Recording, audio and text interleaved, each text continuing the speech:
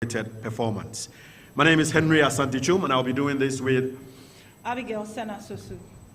So you are all welcome once again. We are streaming live on Max TV, and we are also live on the various Football Association platforms on Facebook, on YouTube as well. And this morning we will try and make it very, very snappy so that we can go back to our various work. Now, like I said, the essence of gathering here is simple.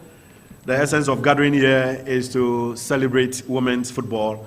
In one of my conversations with the Deputy General Secretary, Amma Brobe Williams, she said, will there ever be a time, she was asking me, will there ever be a time when the Black Queens play and the Accra Sports Stadium will be filled to capacity like we witnessed when Ghana played the last game against Comoros?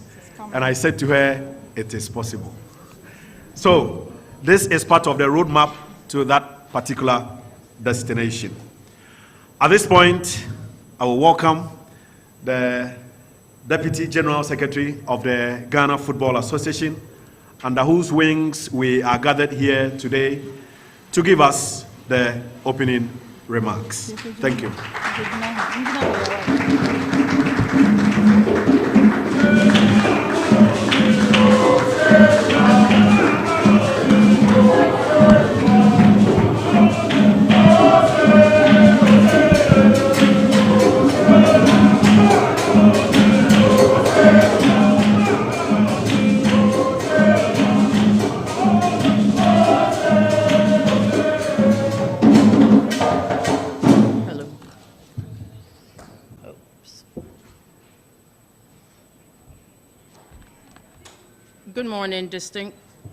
Good morning, distinguished members of the press, esteemed guests, sisters and brothers of the game, and cherished football fans across Ghana and beyond.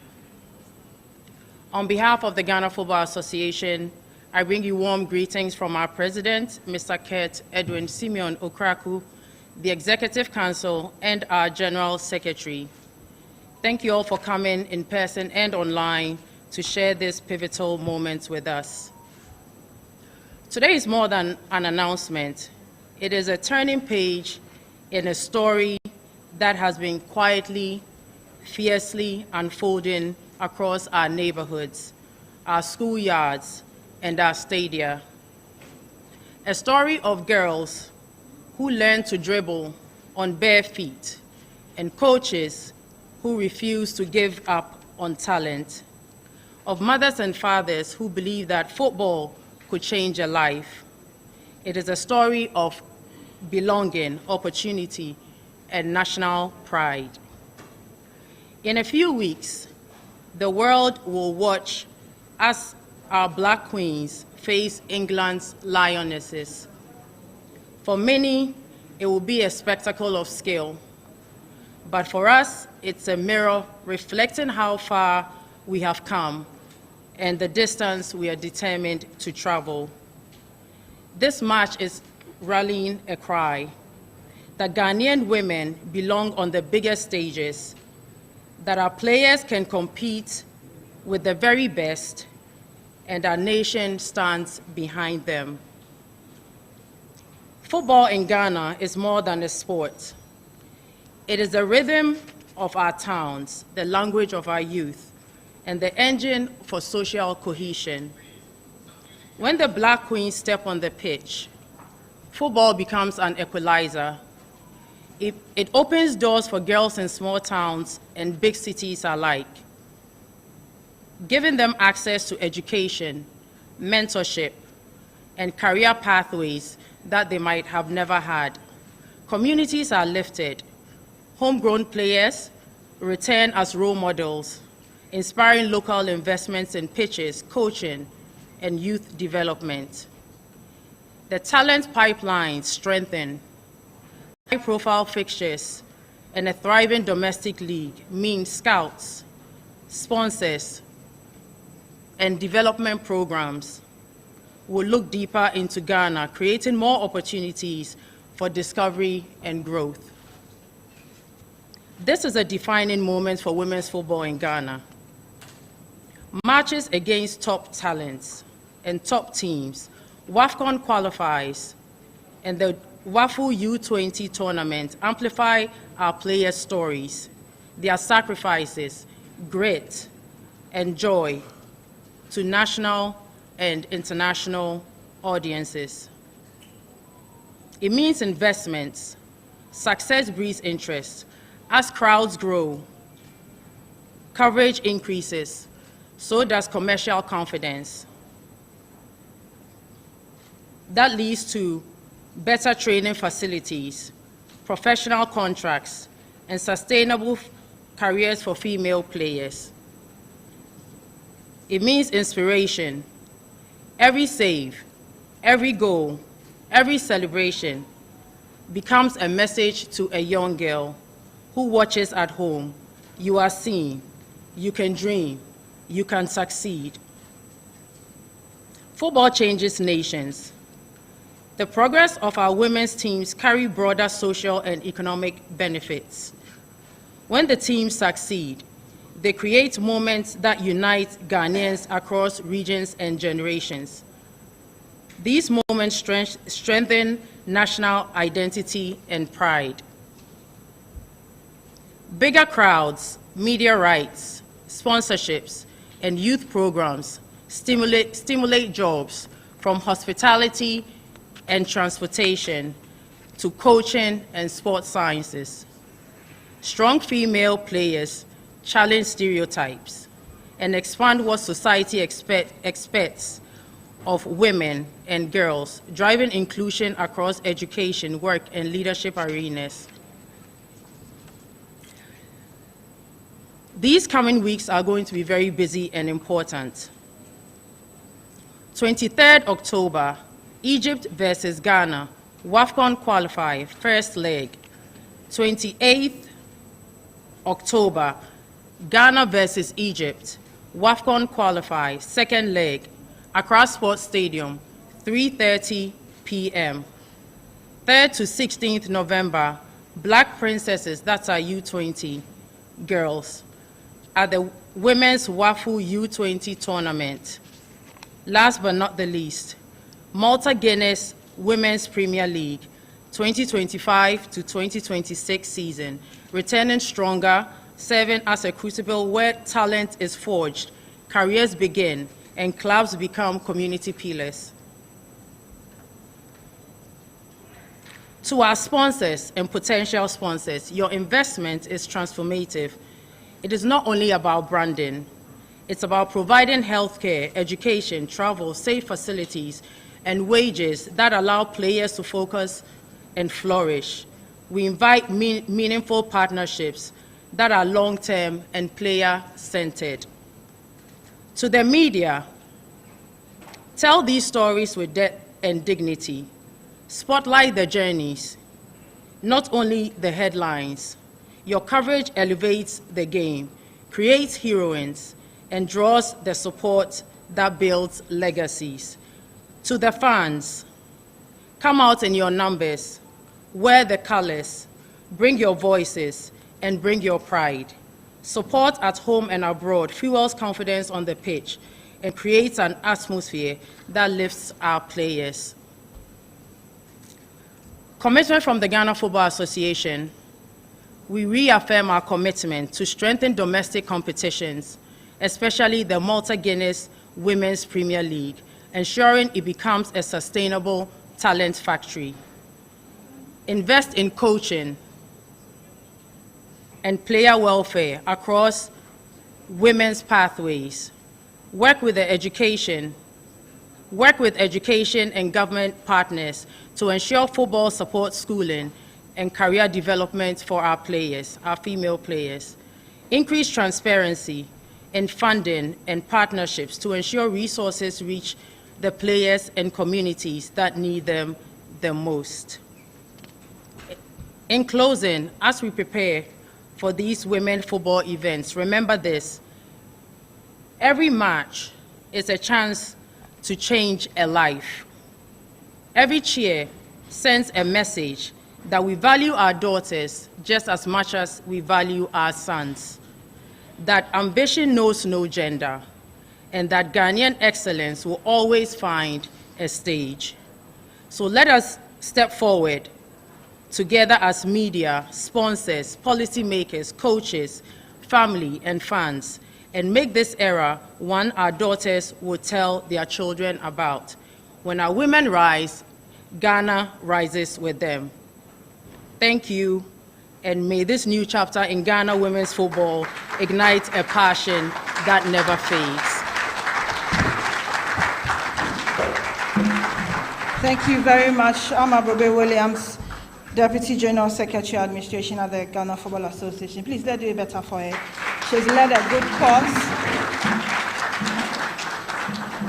and we are here to at least bear the fruits of it. But before we go on, let me kindly acknowledge the presence of our dignitaries who have joined us, and on time. Thank you very much for joining us. Madame Naudo Folenote, I think she got here first. Please, let's acknowledge her. Esquire, thank you very much for joining us. We also have in our midst the Business Development Director at the Ghana Football Association, Madame Janice Odonko. Thank you for also coming. Next to her is a woman that I've spent the last 2 weeks under her care, and she's taking very good care of me at the Ghana Man Soccer Center of Excellence. Madame Winifred Maudeku, she is the head and director at the center. And we also have in our midst Honorable Betty Crosby Mensah. She is the technical director at the Ministry of Sports and Recreation. Thank you very much, Madam, for always showing up and being with us. And I heard someone call him the president of Accra when it comes to football. Mr. Samuel Abrobi, Greater Accra FA chairman, always with us. And I wish I could have said what he told me, but it's all for the good of the game. Thank you very much for always being with us. If only he's in Greater Accra, he's always present and supporting us. So for a year that began with a little hope, an infinitesimal joy about our women's national team. It actually began with a heartbreak when Nora Hupla left us. 2 hours in despair.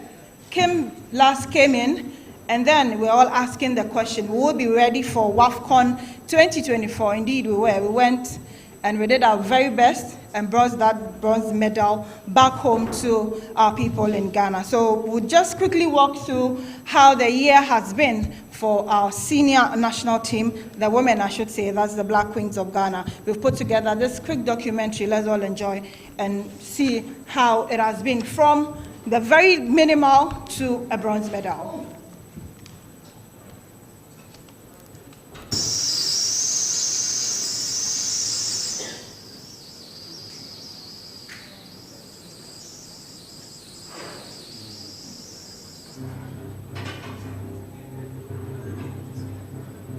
The Black Queens are ready to take on the world. Ghana's women's football team is gearing up for an exciting year. The future of football is feminine because the same attention given to the men is being given to the women also. With thrilling matches and tournaments that will keep you on the edge of your seat, let's dive into the action. One of the most anticipated matches is the clash between England and Ghana on December 2nd, 2025 at St. Mary's Stadium in Southampton, United Kingdom. Well, England is a tough side, but we know our girls and we know what they bring on board. It's really going to be exciting. It's really going to be a day of very good football. So it's like the African powerhouses against England. Black Men's Day with the Lionesses should tell you the attention the FA is giving to women football. Now we can also rub shoulders with the men.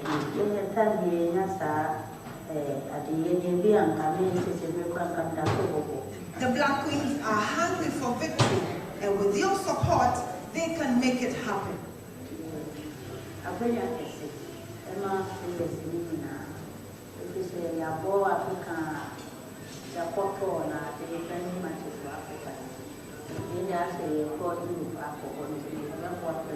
My expectation is for the Queens to go out and enjoy themselves. But that's not all. The Black Queens are also set to face Egypt in the WAFCON qualifying matches on the 23rd and 28th of October 2025. It is our aim to go out there, build upon it. We got bronze. We want to bring something more than that.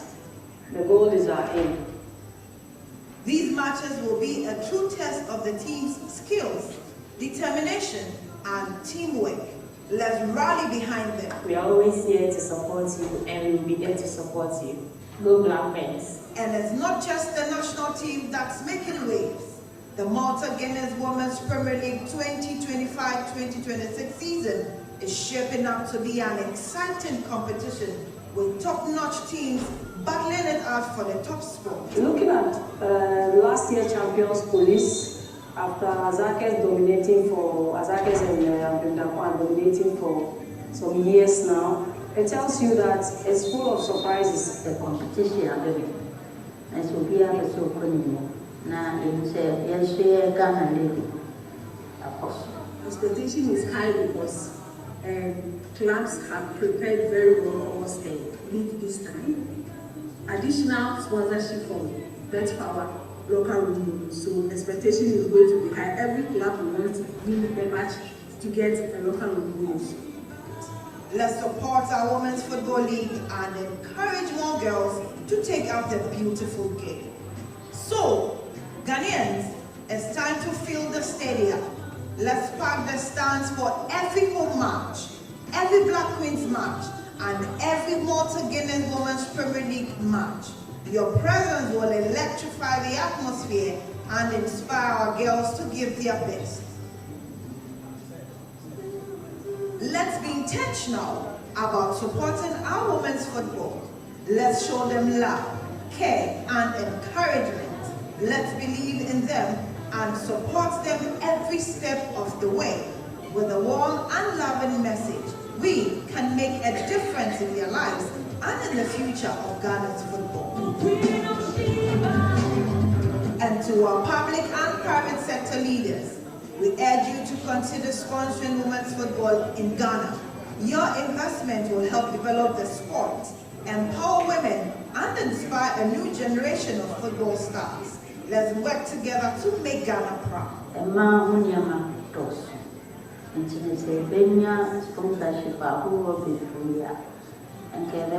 With more support, we can move higher. We want to take this opportunity to also thank Malta Guinness for coming on board to sponsor the women's club.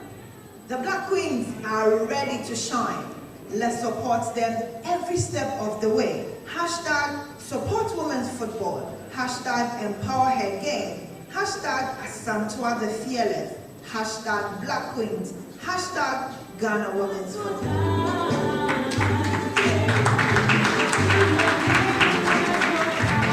Thank you. Thank you very much. Thank you very much. It's rather unfortunate.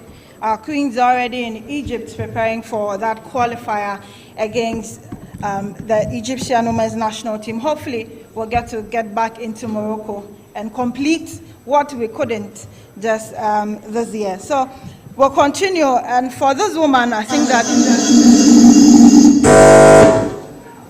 Very sorry about that. Her expertise goes beyond the box. She is a lawyer for over 15 years in various capacities. And in 2018, she got the opportunity to be a part of the normalization committee put together by FIFA and CAF that brought some sanity of some sort into our game here in Ghana. And her name has stayed on the lips of football-loving fans for the diligent work she did. And she's not been far. She's been closer to us than ever, supporting the women's national team and the women's teams that play in the Women's Premier League as well, in any way that she can. I follow her so much on social media, and it's always interesting to see her stories and the things that she puts out there. So we'll call on now the Folenote Esquire to give us her key address.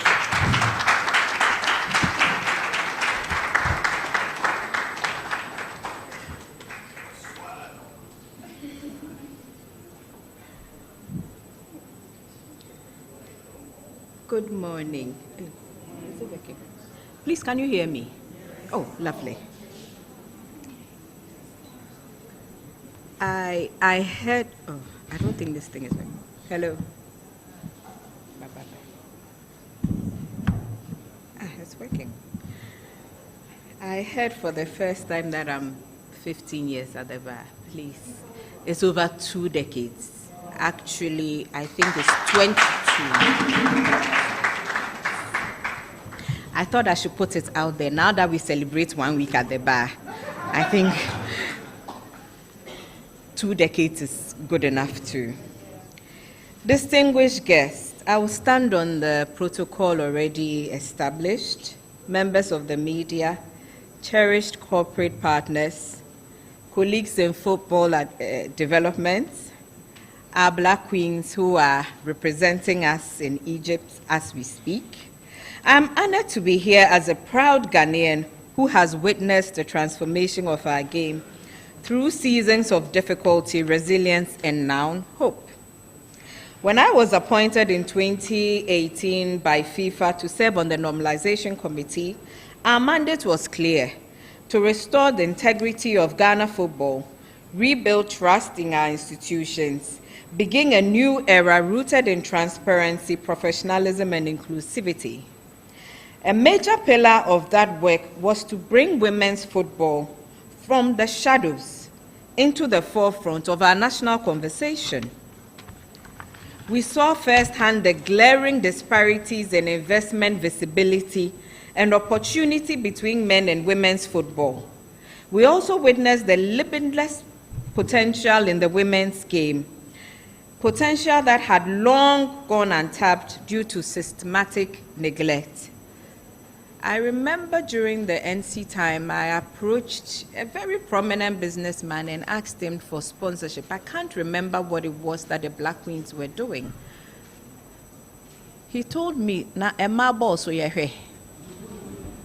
That was the sentiment at the time. Since taking office in 2019, I must say that the post-normalization GFA has focused leadership and strategic intent to women's football development in Ghana. The current administration moved swiftly to institutionalize support, professionalize structures, and create pathways for talent to thrive at all levels. Let me just highlight a few that I have observed. We have seen since 2019 the establishment of a women's football strategy aligned with the CAF and FIFA priorities, which has guided structured growth across grassroots, elite, and national levels. We have also witnessed the creation of a dedicated women's football desk within the GFA that ensures that issues of development, branding, and competition receive the attention they deserve. For the first time in years, the Women's Premier League has a title sponsor, which is Malta Guinness, followed by media coverage, partnerships to boost visibility and credibility. Youth competitions such as the U15 Girls Championship has been rolled out, and it has ensured that there is a pipeline for the talents that are being developed. The current administration has championed the use of the Ghanaman Excellence Center of I always get that wrong. The Ghanaman Center of Excellence in Pram Pram as a home base for female teams, giving them the same training environment afforded to their male counterparts. Referee development under the Catch Them Young program has seen some of our girls being trained and supported, creating a gender-diverse officiating base. The Black Queens, my queens as I call them, Black Princesses and Black Maidens are now receiving regular international friendlies, tournaments, exposures, thanks to the Federation's strategic outreach, including the upcoming match in Southampton with the Lionesses of England. Ghana's return to competitiveness at the WAFCON 2025 qualifiers is no coincidence. It's a result of careful planning, belief, and leadership. Our match against the Lionesses in England is historic as well as symbolic. This conversation has been had for, if I'm not mistaken, I heard this sometime in 2019. I am glad that it has finally left the drawing board and is actually happening. It is a reminder to the world that African women's football has come of age. It is also a call to action for all of us, administrators, private sector, media, fans, to rise to the occasion. It is my fervent wish, and I wish that we collectively push this further. Let's invest in infrastructure. Madam, I see you. Let's invest in infrastructure, in athlete welfare, in school and club level development. The returns, both socially and economically, are immense. To the media, our friends, carry this message far and wide. Please cover the women's football with the same energy you give to the men's game. To the Ghanaian community in the UK, come in your numbers to the stadium and support these gallant women. Wear the jersey with pride, wave the flag, and let the Black Queens feel your love. Today, we are launching a campaign and also cementing a legacy. A legacy started during normalization, accelerated under the presidency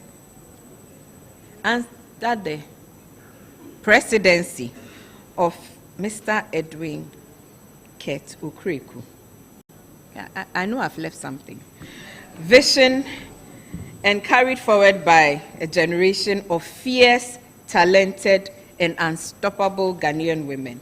To our queens, as our motto goes, you are able. In fact, you are more than able. You carry our dreams and also the hope of every young girl who sees you in your football jerseys. Thank you very much for coming this morning.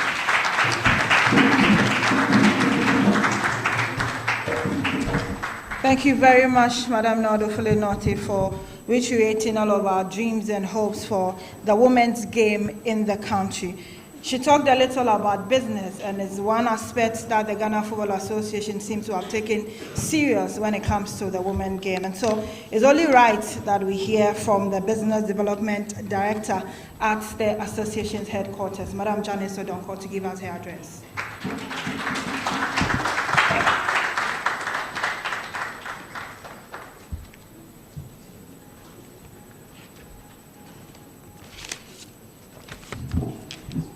Hello? Hello, can you hear me? Great. Distinguished guests, ladies and gentlemen, I stand on existing protocols from the previous speakers. I'm honored to present this address, which touches on how sponsorship impacts women's football. I'd like to start by saying that today's event, although it launches the exciting match between the Lionesses and the Black Queens, it also presents an opportunity to talk about investing in the women's game. Empower her game. It's more than a slogan and a hashtag that the GFA uses on digital content and on backdrops.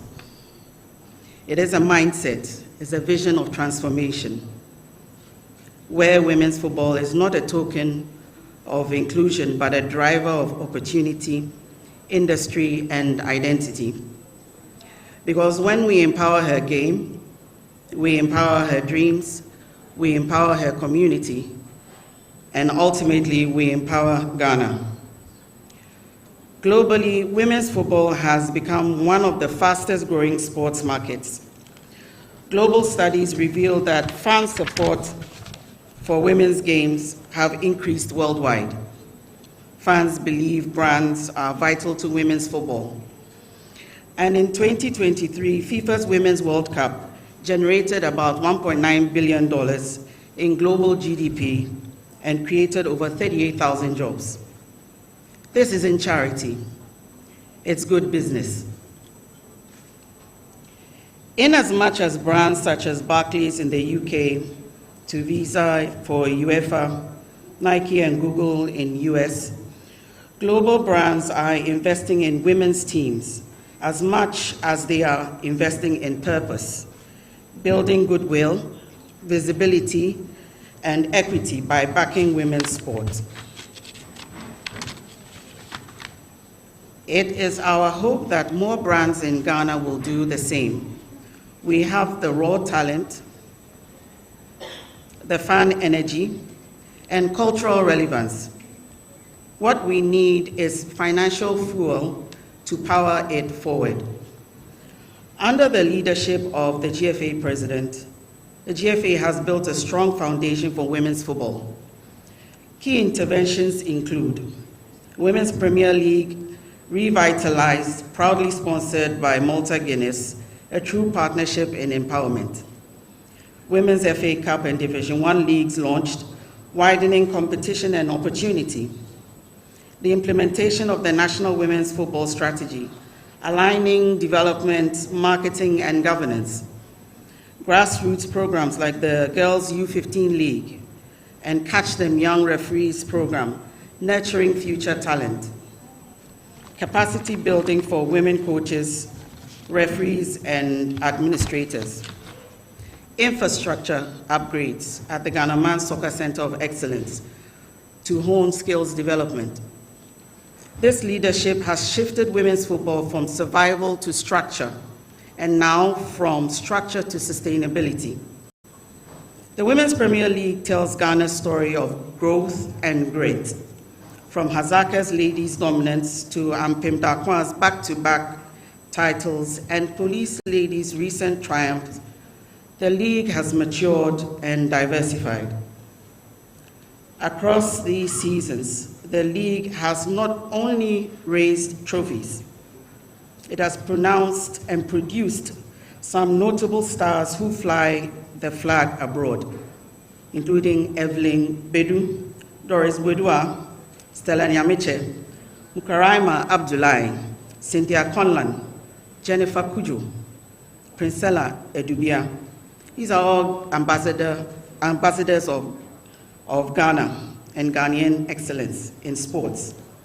They continue to remind us of the depth of talent this league has produced.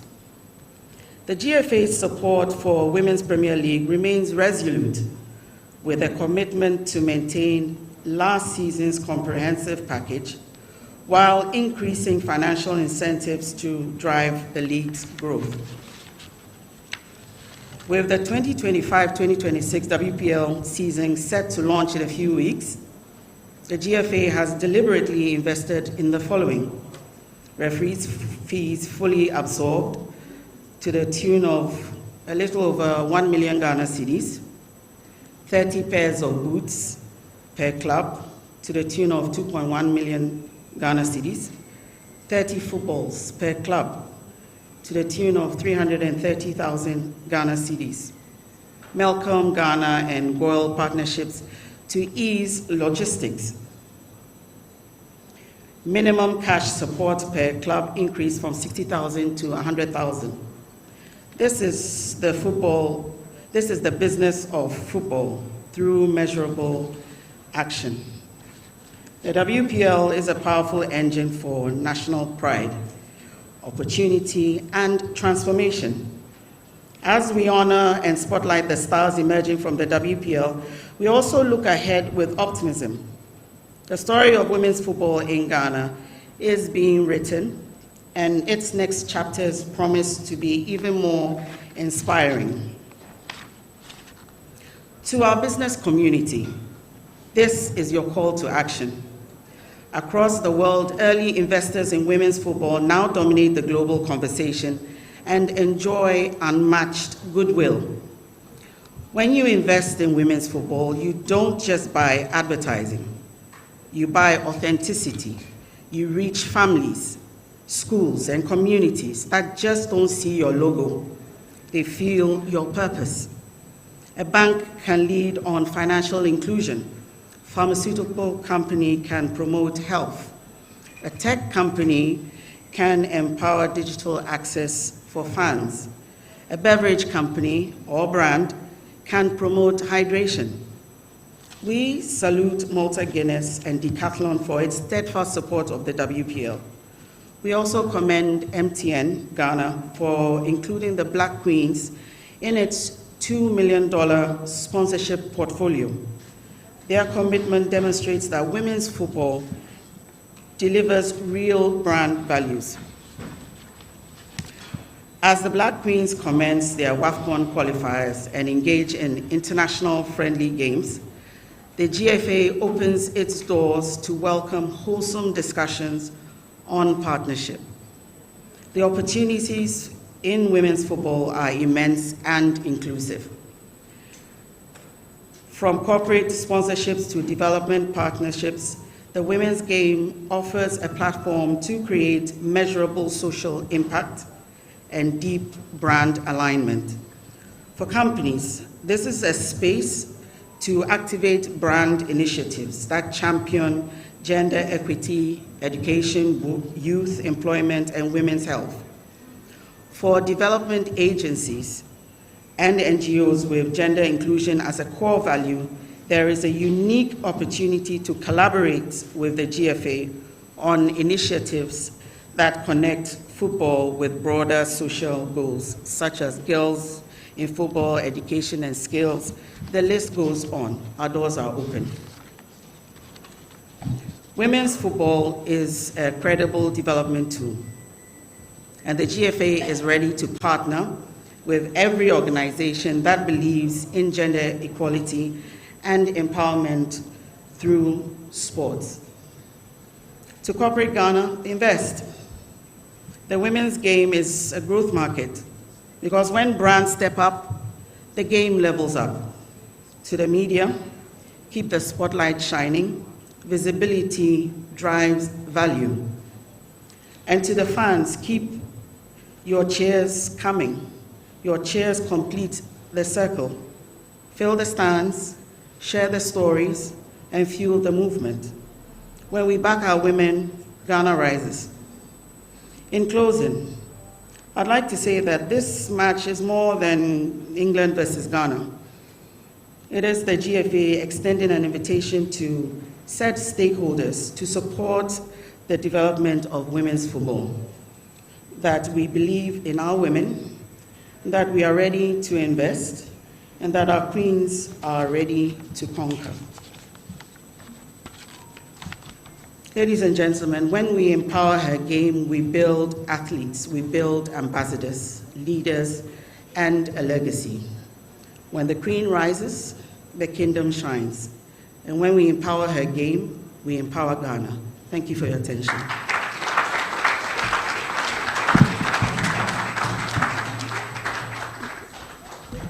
Thank you very much. Please, let's put our hands together for Janice Odonko.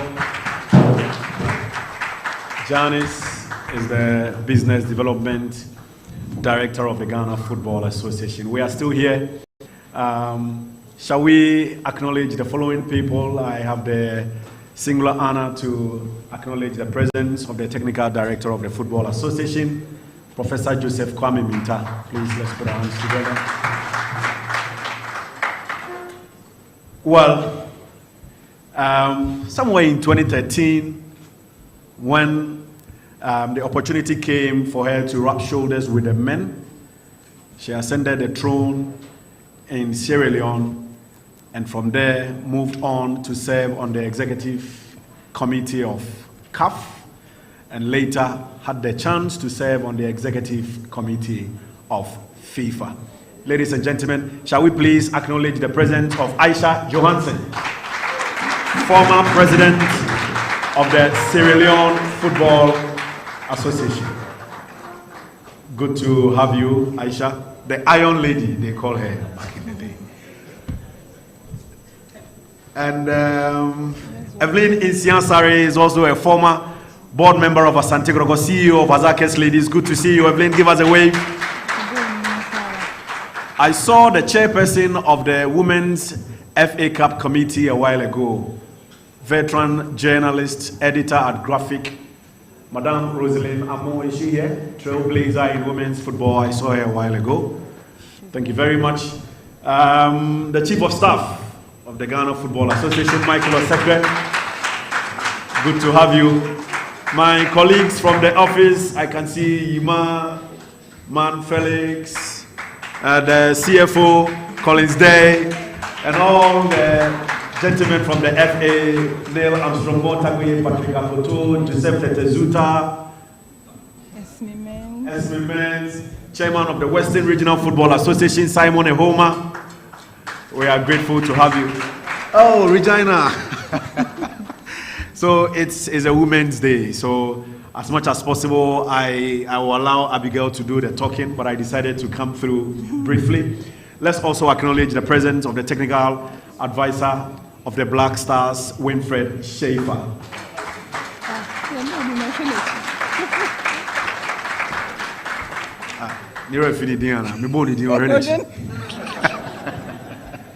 Okay, Abigail. We also acknowledge the presence of the Black Princesses of Ghana. In the absence of their big sisters, they are here. So give us a wave, Black Princesses.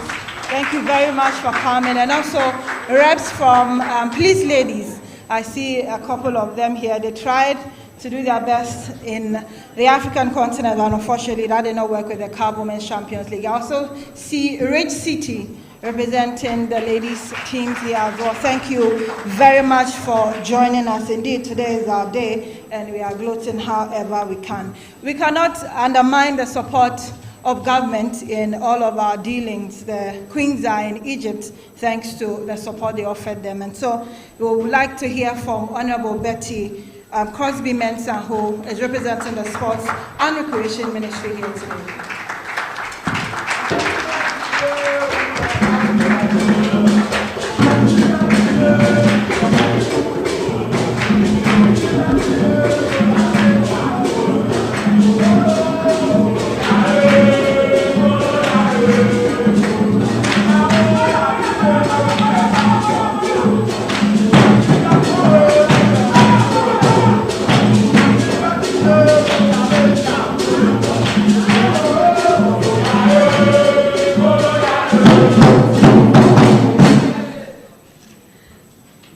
Good morning, beautiful people present, supporting our wonderful women in football.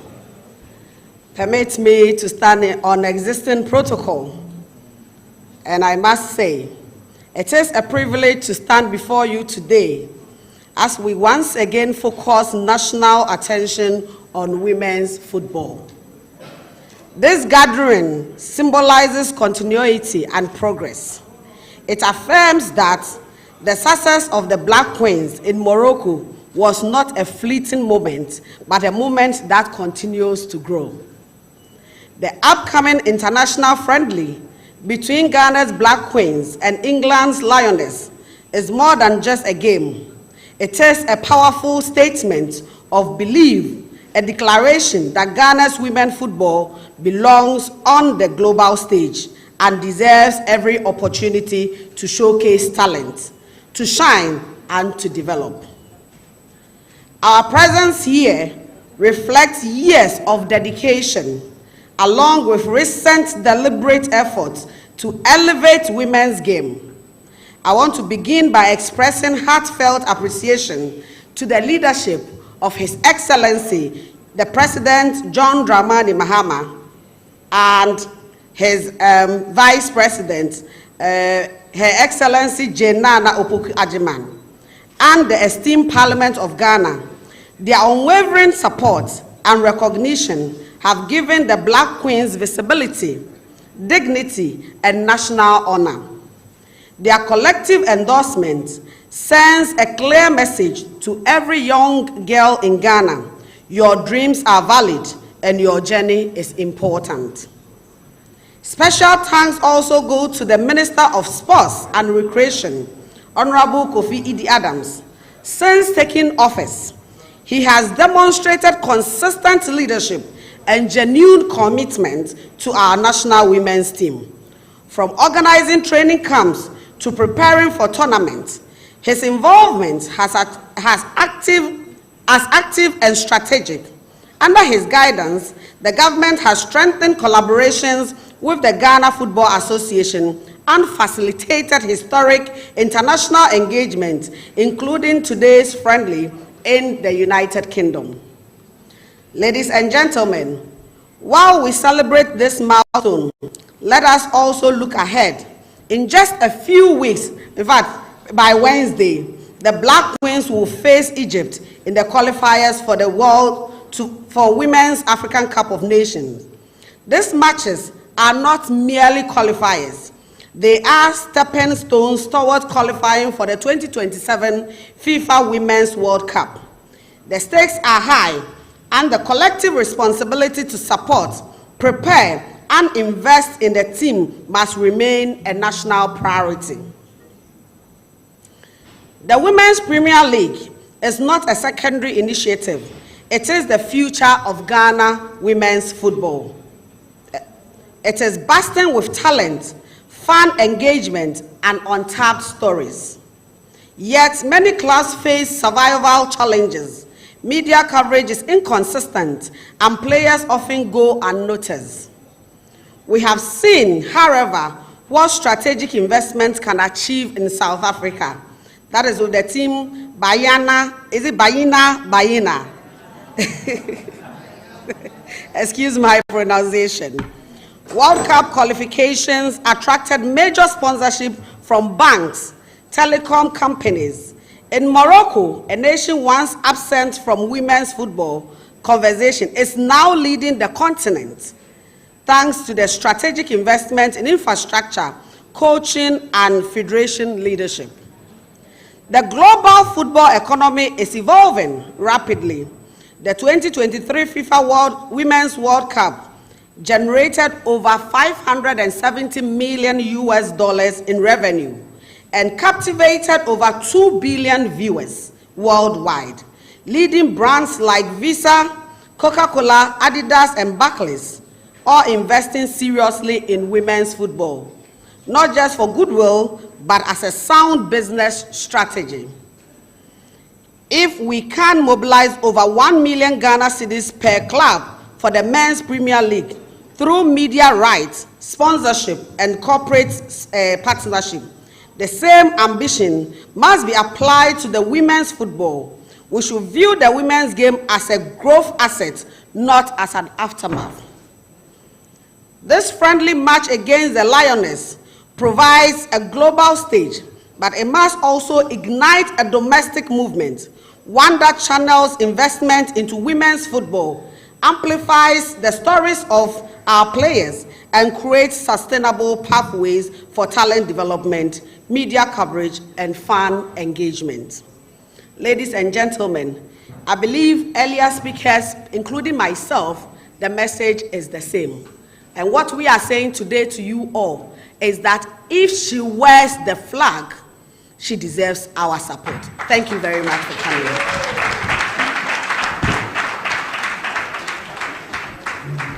Thank you very much, Honorable, and we will continue to knock on your doors for support as team, as journalists, and as people of Ghana. Well, the destination from here is the United Kingdom, and it's only right that we get to hear from them before we enter into their great country. So he's had to work as desk officer in Africa, largely in the Democratic Republic of Congo, through to Rwanda, Burundi, and since 2022 has been the Deputy High Commissioner to Ghana. And so we'll call on Mr. Keith McMahon to give us his address as well.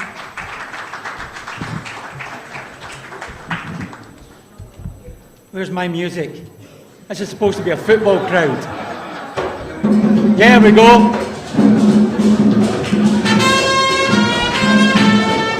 Thank you.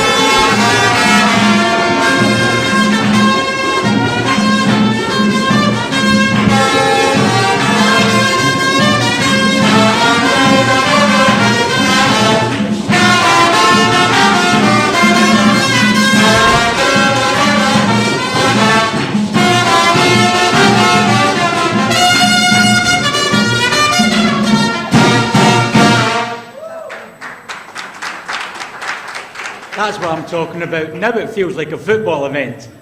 I came in here, I thought, was it a chess tournament? No, it's really great to be here. I'm a mad daft football fan. I'm from Glasgow, big Celtic fan and Liverpool fan. I know you're all laughing at me today after yesterday's result.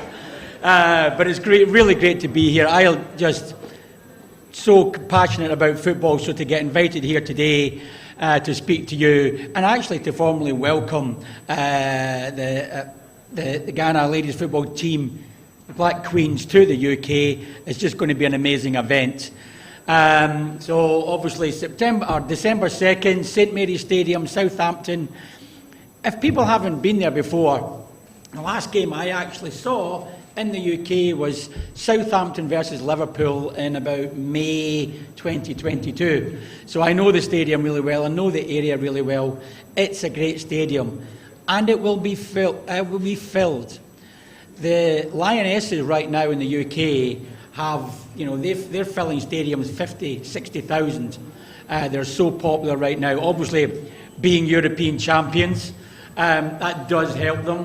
They're renowned for their tactical nous and their ferocity, whereas the Black Queens are known for their ability to play good football, and their resilience. So I think the match itself is going to be really, really great, and I know you'll get a great crowd. So I was listening earlier, and I thought, if you are a company in Ghana and you want to get some advertising out there, your presence out there, this is the time to do it with the Black Queens in the UK, because as I said, it's going to get great coverage in the UK, hopefully get great coverage here. So please come and sponsor the Black Queens and help them make this a great festival of football for both Ghana and the UK.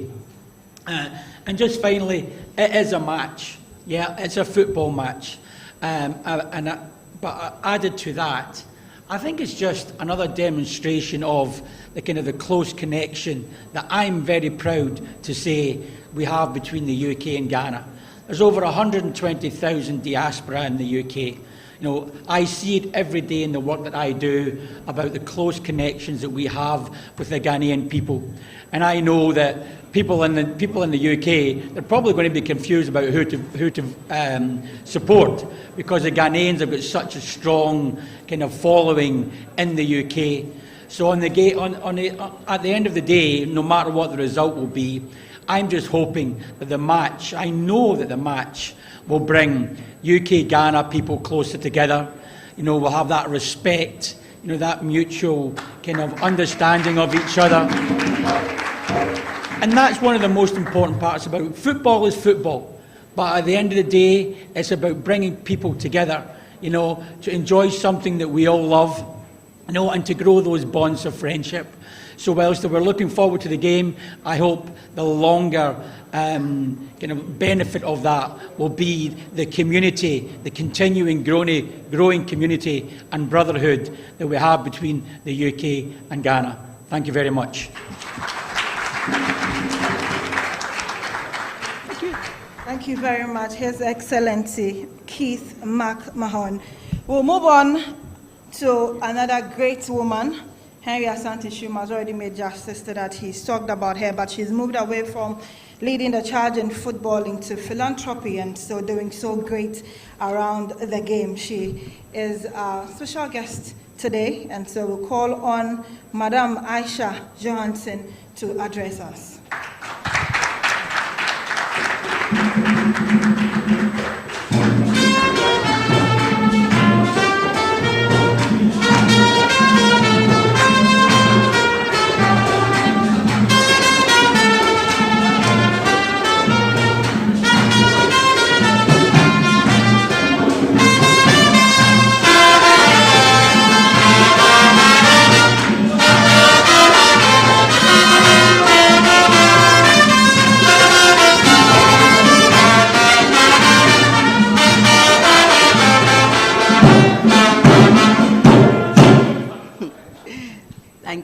Thank you so very much. Distinguished guests, the Executive Board, the Administrative Board, Technical Board of the Ghana Football Association, I say very, very big thank you. I'm very, very honored to have been asked to give what I consider to be a pep talk for the girls today. They may not be here, but I'm sure they'll watch this later on. I'm sure they'll probably be listening.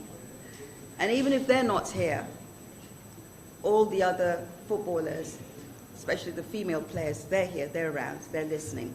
All the women in this house, all the African women who have believed in the dream, in what we see today, they are here. So I say thank you.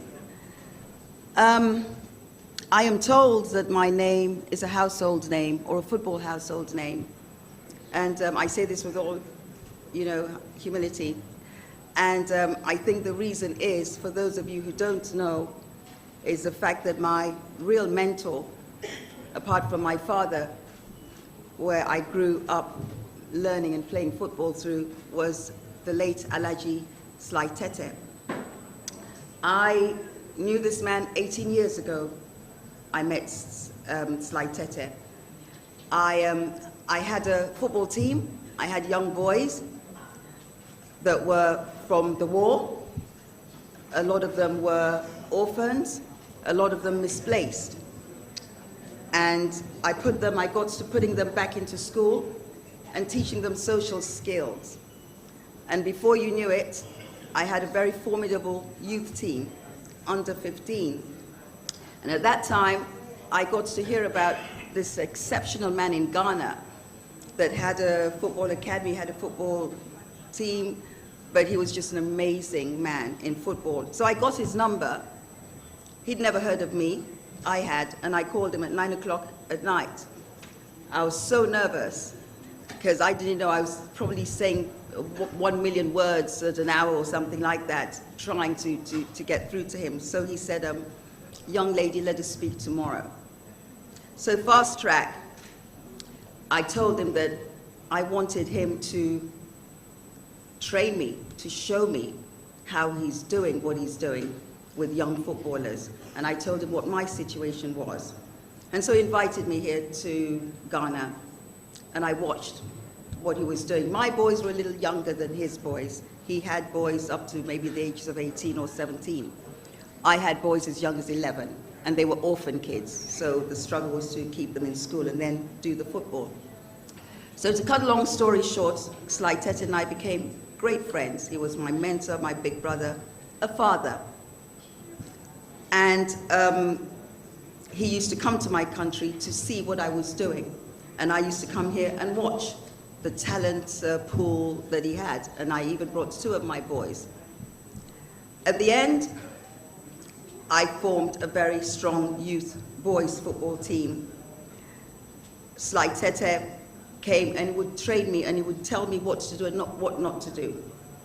I then launched the first African International Youth Tournament. This was in 2008 or 9, where I brought teams from Norway, because my ex-husband was the Norwegian consul in Sierra Leone. I brought teams, I brought Cruzeiros from Brazil.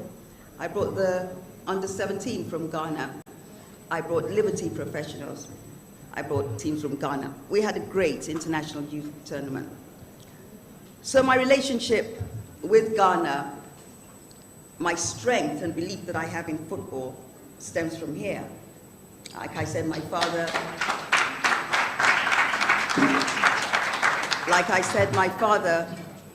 he also was the chairman of a big football, Eastern Lions in Sierra Leone, still the biggest, but my roots and my learning came from here. Sly Tete, before he died, he came to Sierra Leone, as I would always invite him to the matches, and he looked at the building we were standing. It was the academy, the federation, and he said to me, he said, Aisha, he said, one day, he says, you see this building? He said, one day, they're going to ask you to come and run this building. So I was like, who wants to run a dirty building like this, you know? So I was like, no. He says, they will ask you one day. He says, and when that day comes, you must say no. He said, they will ask you to be the federation boss of this country, say no. As it was, they asked me, but he had passed away. If he were alive, I probably would have listened to him because he was my mentor. I probably would not have accepted it, but he wasn't alive. So I took it on, becoming the first female FA president in my country and one of two in Africa. And in the end, I was the only one in Africa. I want to now come to why we're here. So I was the first female to be elected onto the CAF executive seat. And that was a big deal. That was a huge deal because everything that you see happening today, it's a culmination of what we were fighting for from 2015. I mean, even male football in Africa was struggling, for all of you who know what I'm talking about. By 2014, 2015, we were struggling. CAF was struggling financially on top of everything else. So as a woman, I was the head of women's football development for the entire Africa. And we had our first symposium in 2018 in Marrakesh. And for some of you who may, you may not, but go and look it up again, raise the game was the slogan. And I use that we are going to raise our game as women in football, henceforth. I also use that slogan in my country because I was a woman, I had a lot of challenges based on gender bias, sexism, even though I didn't realize it then. But I still use that slogan, raise our game as us women leaders, women in governance. We have a duty to ourselves, to women folk, to raise our game, be it football or anywhere else that we choose to. And so we had our symposium in Morocco.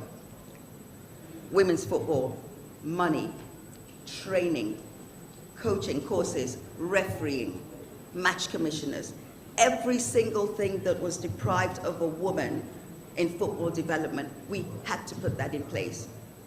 And today I'm very emotional when I see all of these things. I hear you're reading statistics. That was born in 2018, and I was the head of that, making sure that we in female football, we raise our game. I want to say a huge congratulations to this federation in particular. Like I said, I have very strong ties with Ghana, not just Sly, Kwesi, Kurt. I've known Kurt from Liberty Professionals time. So this is family for me. Seeing what is about to happen in England in the next couple of weeks is just amazing. You've got to do everything in your power to make sure that Africa, not just Ghana, it's Africa that will rally that support behind the girls. It's Africans living in England. It's Africans living in Europe. Whatever it is, GFA, you must get that support for all, because when you play, it's not a nation, it's not Ghana, it's Africa that's playing. You understand? When we say, you raise our game as Africans. So to see them going to play in England against the Lionesses, which, by the way, is my second team now. It used to be my first team, but now it'll be my second team because they're playing against Ghana. Finally, I also want to say this to Madam Minister and all the other people that are here, and they say a lot of the things that we should do, put money into the football, all of that, but you also have to understand that football is more than just 90 minutes on the pitch. Football is more than 90 minutes. 90 minutes they play, everybody hoo-ha-ha, and then after that, what? Integrity, good governance. All of these things is what we need to train both the men and the women in our football. Football is more than 9 minutes. In our culture, how many girls will go on to play football beyond the age of, 22, 23? Start having babies. This is our culture. You're not going to sit around there not having a family. And so what happens when they stop playing football? That is where governance and administration of football, that's where it comes in. And this is what the FA, this is what the Ministry of Sports this is what they need to do, go beyond. I am a football administrator. I love football. I only played football with my brothers. But I was the FA president, I was CAF executive, I was FIFA council representing Africa. I am a football administrator. These girls can be that. Because what happens 4 years after this match, or 5, 8, what happens to them? You've got to create spaces for them to be able to govern. And that is why it's so important the coaches need to tell these girls and the men the importance of fair play, integrity in the game, because it goes a long way. That is the only way you can sit at a board in a FIFA committee or CAF and be able to apply that. So with that said, all I can say is that again, I'm very proud. I consider myself, Sierra Leone has not qualified, it doesn't matter, I will be a Ghanaian for this time, so I'm sure you'll take me, but I'm extremely proud of you guys. I'm extremely proud of Kurt and all of you, what you're doing, what you are applying into the game. So thank you so very much. I shall see you in England on December the 2nd. Thank you. Thank you very much, Madam Aisha Johansson. We will acknowledge the presence of Madam Francisca Atuluk, Director, Social Protection from the Ministry of Gender and Social Protection. Thank you very much for joining us. And also, I think the cameras just did me a favor, and I saw Patience Nana Makwashi, a former player of the senior women's national team of Ghana.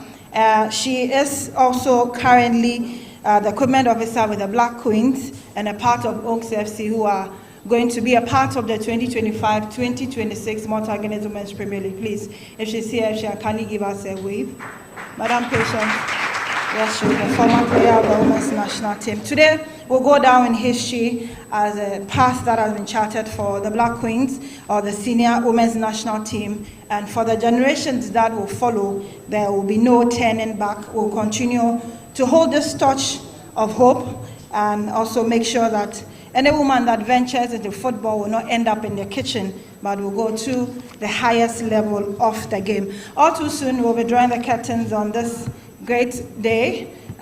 This is the presser for that all-important game later in December in United Kingdom, involving our senior women's national team, the Black Queens of Ghana and the Lionesses of England. We'll call on Madam Winifred Maudeku, Director of the Ghana Soccer Center of Excellence, to give us the vote of thanks.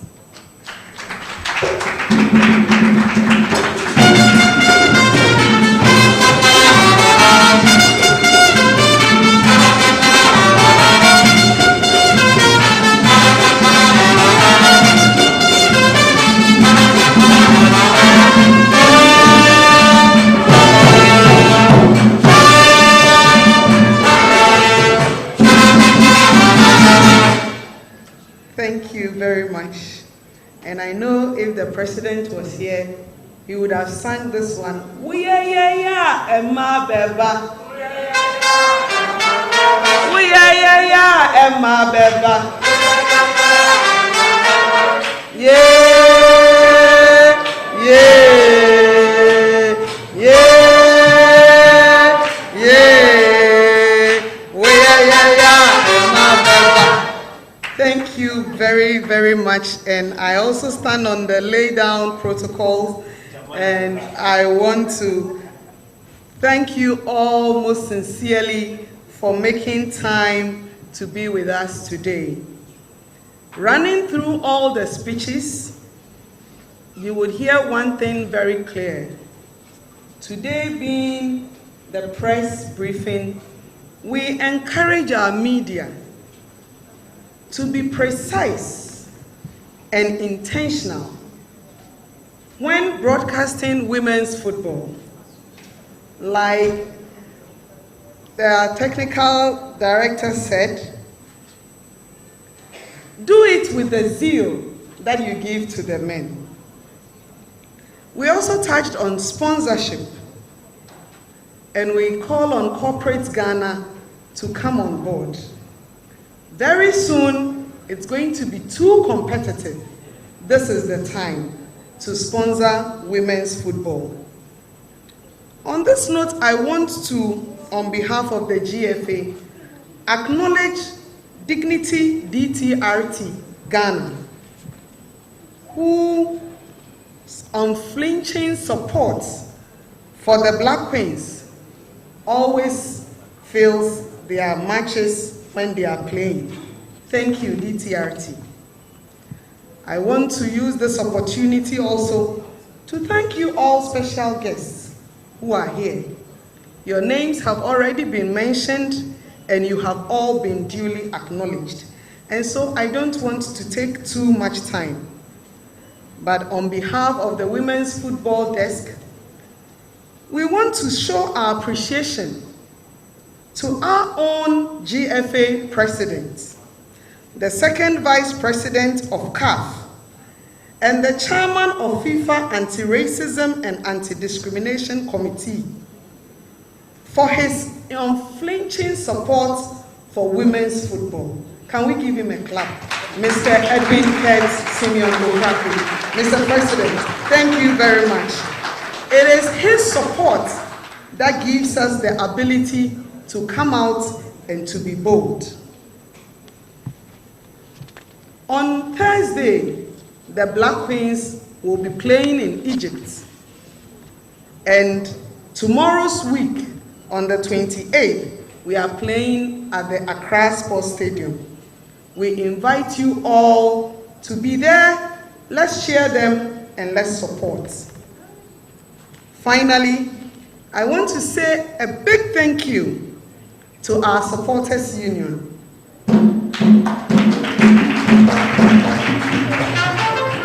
Your work in supporting the national teams and the women's football has not gone unnoted. Thank you very much.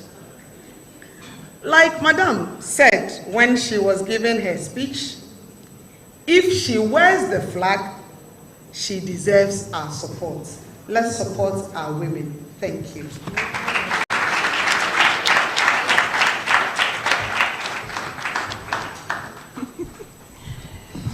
Thank you very much, Madam Winifred Maudeku. History is made. We are done here, but the work will continue beyond this room, beyond this place, and then we'll be able to see how women's football will continue to evolve over the years. The mantra remains support and keeping that hope alive for our women's game. Thank you very much. Let me say that once she started singing, she reminded me of the male version of her. You know, it's in the blood. The male version of Winifred. It's in the blood. It was as if President was standing here himself, now urging the supporters union to sing. Oh yeah, my baby. Okay, thank you very much. Well, ladies and gentlemen, let's acknowledge the presence of Jennifer Amankwa Sapon. She is at the Technical Directorate, the brain in charge of women's football development at the Technical Directorate. We thank you so much for your dedication and commitment to the development of the game. Chief Inspector from the police, ladies. Chief Inspector Asumani Ansa, please give us a wave. Thank you very much. Yes. Matisu, please forgive me. Please forgive me. ASP Asumani, please, thank you very much for coming. Ladies and gentlemen, let's also acknowledge the presence of Victoria Michaels. Victoria is here. Please give us a wave. Thank you so much. We are grateful for your presence. She is a model, a brand influencer, communicator, content creator, entrepreneur, and a philanthropist. So it is good to have you among us. Thank you so much. We appreciate your presence. My colleague journalist, my colleague media man, the message is simple. Well, a member of the Safety and Security Committee, Felix Bewu, please give us a wave. Thanks so much. We are grateful for your presence. Fafali is here? Yeah. Where is she? Welfare Officer of the Black Princesses. She was once my favorite in the Black Queens. HR, give us a wave. Kezia, thank you so much. Okay, Abigail, let's round up. So we have picture opportunities, taking pictures with the dignitaries, and opportunity for interviews as well after this. I see there's a little refreshment outside. Really? So. I think 13. Okay, so officially we are done with the presser for that all-important game between the Black Princesses. Hey! Black Queens. Black Queens of Ghana. The Black Princesses. Hey. Well, the Princesses will play South Africa actually next year for the World Cup qualifiers. So this is for the Black Queens. And so the Queens will also play Egypt. There is one game this Thursday, and then the return leg is on Tuesday at the Accra Sports Stadium. Let's support the Queens to qualify for yet another Women's Africa Cup of Nations. Super! Okay. I see you. You are wearing my hair. I see you. So, ladies and gentlemen, we are done. Thanks for your company. Enjoy your Monday afternoon. There will be a photo session here, photo opportunities, and then after that we will step